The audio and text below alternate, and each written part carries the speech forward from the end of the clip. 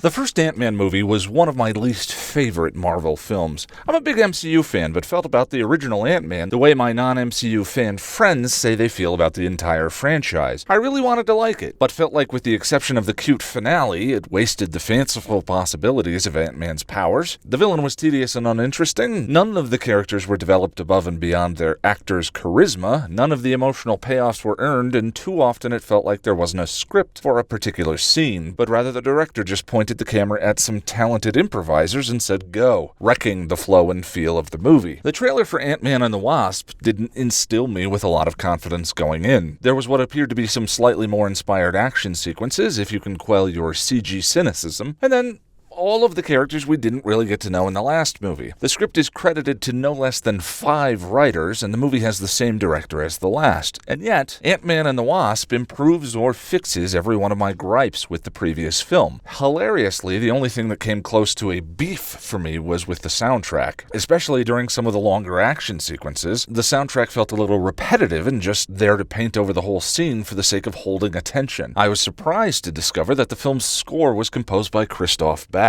the longest-running composer for my favorite TV show. When last we saw Scott Lang, he'd been jailed for helping Captain America fight the Avengers in Germany, and in Infinity War, there's a quick scene where the characters mention Scott and Hawkeye took a plea deal with the government so they could get back to their families. Ant-Man and the Wasp opens with Scott serving out his house arrest. The movie very quickly reminds us of some of the events from the first film while retconning a certain actress into them, and then rapidly knocks over the first domino that sets off the plot's chain of events. From there, it never really slows down. There were a few awkward scene bridges that felt kind of dissonant to me. One character runs up to another and shouts exposition purely intended to get us to the next scene, but the film keeps things lively and chugging along. There is a smorgasbord of villains, too many, really. Ghost, who can phase and walk through things. She's fun to watch in the suit, but the movie doesn't spend enough time getting to know her for her to become at all emotionally compelling. Walter Goggins, who plays a black market tech dealer that I enjoyed simply because I like Walter Goggins, justified as somewhere in my top 10 list of favorite TV shows.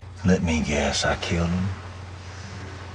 My men killed him. My dope killed him, and my daddy killed him. Next thing comes out of your mouth is, how do you sleep?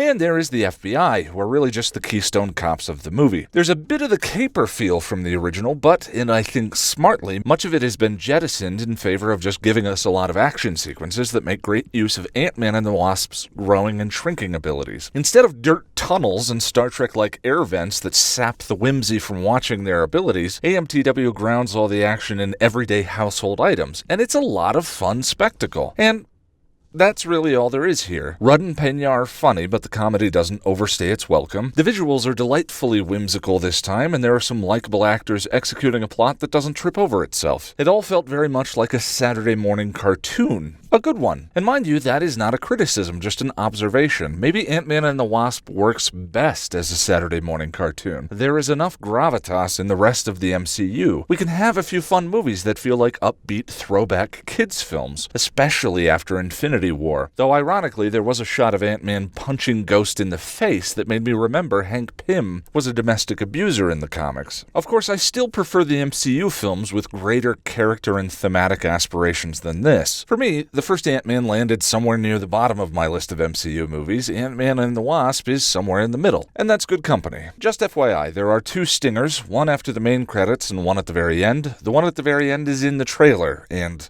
not really worth staying for.